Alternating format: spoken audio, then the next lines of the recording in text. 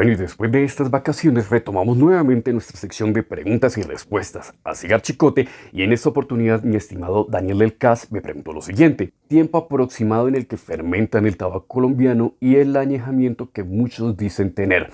Bueno, y Daniel, como es de costumbre, primero agradecerte por participar con tu pregunta, y en segundo lugar, pues quisiera ampliar un poco más allá de darte los datos, abarcar algunos conceptos relacionados a lo que es la fermentación que se viene dando actualmente o que se está empezando a dar actualmente en Colombia. En grandes países productores existen fermentaciones artificiales o controladas en donde los productores cuentan con unas instalaciones acondicionadas que les permiten de alguna manera tener el control sobre, por ejemplo, variables como la temperatura, la humedad relativa e incluso la intensidad en el flujo de aire que circulan en ellas. Y por ejemplo se me viene a la cabeza el mulling, ese conocido método mulling, que consiste en aplicar mucha presión y altas temperaturas para acelerar los procesos de maduración. Y pues por ejemplo acá en Colombia estaría otro método que es mucho más artesanal, que son las fermentaciones naturales, en donde las unidades fermentativas, y llámese por unidades fermentativas los burros, barriles o pilones, donde ellos se autoprocesan con muy poca intervención de medios mecánicos o de fuentes de calor externa. Y aquí quisiera empezar a realizar una primera aclaración a algo que acabé de mencionar, y es el término de autoprocesar. Y es que este hace referencia a cuando por ejemplo, nuestro pilón de tabaco, gracias al calor y a la humedad, por sí solo comienza a desatar unos procesos oxidativos y degradativos, pues de las materias orgánicas e inorgánicas que están presentes en la hoja. Y es que realmente la intervención humana está relegada únicamente a lo que es el control de los índices de la humedad y la temperatura de las pacas, ya que pues de excederse, esa intervención humana lo que haría sería asegurar su refrigeración al rotar o orear el tabaco.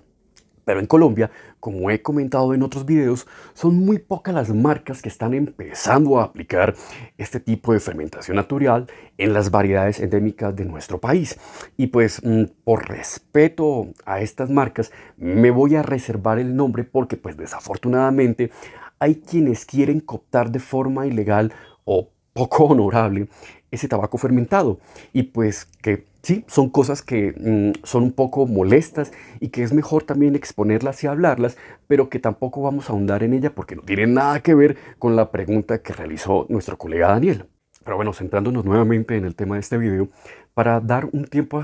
aproximado, yo realmente diría que es algo muy relativo fijar eso, y no con ello quiero de alguna manera salirme por la tangente o no comprometerme con unos tiempos específicos. Y es que, verán, la fermentación natural yo la considero algo tan artesanal y que apenas está empezando a desarrollar nuevamente en Colombia, que aún no existe un estándar, ¿cierto? Y los productores están apenas en una fase de aprendizaje y de adaptación, ya que tienen que aprender a convivir y a interpretar básicamente con dos variables fundamentales en la fermentación. Una de ellas, por ejemplo, es la humedad, y es que es tan importante la humedad porque es la que propicia la movilidad de sustancias orgánicas e inorgánicas,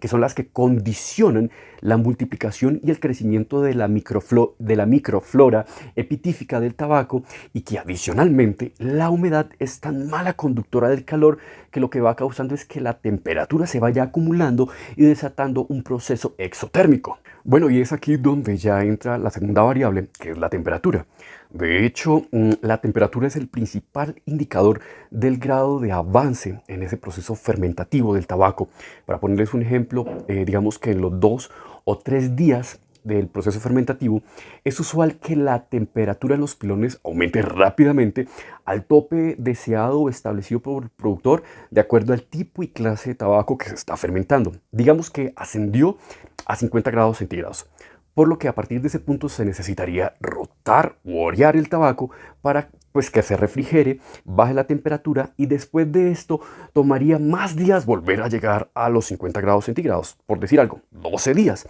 Y es ahí en esa comparación de 3 días a 12 días es cuando ese incremento se hace cada vez más lento y prolongado, y eso es un indicador de que ya el proceso está llegando a su fase óptima o a su fin. Es, digamos que por eso, a nivel que, y más al estar sometido al escarnio de las redes sociales, me obliga a ser un poco más prudente frente a darte tiempos exactos, ya que estos son relativos de acuerdo a las condiciones también del clima o de las características de la región donde se están dando esos procesos de fermentación, ya que los días variarían según, por ejemplo, si es en Girón, en San Gil, en Piedecuesta o incluso en la costa, como si ya lo tienen estandarizado, pues las empresas exportadoras del tabaco fermentado. Además, considero yo que esas fórmulas terminarían siendo, digamos que una fórmula secreta para cada productor y pues yo estoy hablando de una manera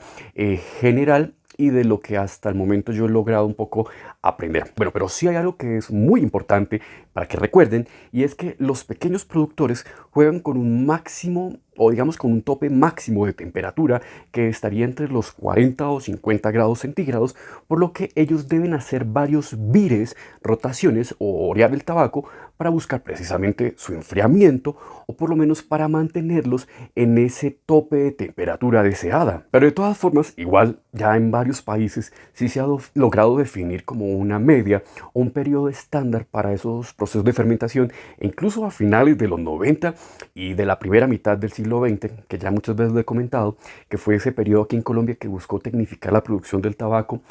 El ICA, para mediados del 2003, junto con otras entidades, sacaron un libro en donde establecieron precisamente unos tiempos recomendados para las diversas fases de fermentación del tabaco negro, pues ya que pues con eso buscaban, digamos, no comprometer la calidad de la hoja, ya que por ejemplo, digamos que en la etapa de recepción del tabaco, ¿cierto? Después del curado, si se excedieran, digamos, de los días límites establecidos, la hoja podría estar expuesta a unas subidas muy altas de temperatura o incluso a desarrollar hongos. E incluso tabacos pasados de fermentación terminarían, digamos, teniendo pues sí, una muy buena, excelente combustibilidad, pero quedarían vaciados de sus cualidades organolépticas. O sea, prácticamente serían muy insípidos. Por lo que ahora sí les voy a compartir, digamos que el promedio que se estableció de fermentación en los tabacos negros, de acuerdo a ese manual del ICA, pero para los que son destinados para las tripas de los cigarros. Y empecemos con la etapa de recepción de las hojas, la cual no debería extenderse más de 5 o 6 días, por lo que ya les explicaba anteriormente. Por otra parte, tenemos lo que es el entrojado o el empilonamiento de las hojas, ¿cierto? Que debe realizarse en un periodo de 5 días y que también depende, por ejemplo, del tipo de la unidad fermentativa seleccionada, ya saben, barriles, barricas o pilones. Posteriormente tenemos una primera fermentación en la que incluye pues obviamente el virado o el oreado y la hidratación de los pilones o de las pacas según las condiciones del lugar y pues lo que marque el medidor, ¿no?, de temperatura y de humedad. Por ejemplo, en pacas con hojas de volado, si se buscara, digamos, a 42 grados centígrados, tomaría entre unos 10 a 30 días. Con hojas de seco a 45 grados centígrados tomaría entre 30 y 60 días y con hojas de ligero a 50 grados centígrados tomaría entre 60 y 120 días. Luego tendríamos que soltar dichas pacas y clasificar sus hojas durante un periodo de 7 a 10 días básicamente, para nuevamente entrojarlas o empacarlas, pero esta vez según su tipo y su clase. A continuación se realizaría el despalille, pues para el caso de las hojas de la timba, removiendo 2/3 partes de la vaina central y por ejemplo en el caso de lo que es la capa, se daría una clasificación de las hojas según el tamaño, que es ahí cuando uno escucha, por ejemplo, esas categorizaciones como de 14ena, 15ena, 16ena, 17ena, bueno, pero básicamente esa es la idea. Y ya finalmente llegamos a otro entrojado más de la hoja, pero que ya está despalillada, donde solo se busca, digamos, que estabilizar la temperatura de las pacas en un rango de 28 a 32 grados centígrados. Y aquí es donde voy a aprovechar para dar respuesta a tu segunda pregunta, que tiene que ver con el añejamiento. Bueno, y dentro del proceso que vengo aquí explicando, el tabaco puede contar con un periodo de reposo entre 3 a 18 meses y pues para los casos, ¿cierto?, de las hojas para tripa, estaríamos pues ya hablando de lo que es el popular añejamiento. Por ejemplo, en Colombia hay productores que han comprado tabacos de otros orígenes y que los tienen pues guardados en sus bodegas precisamente añejándose. Por ejemplo, para el caso de Colombia, digamos, el caso que es más conocido es precisamente la marca Corona Real, ya que, por ejemplo, su propietario Gabriel Pico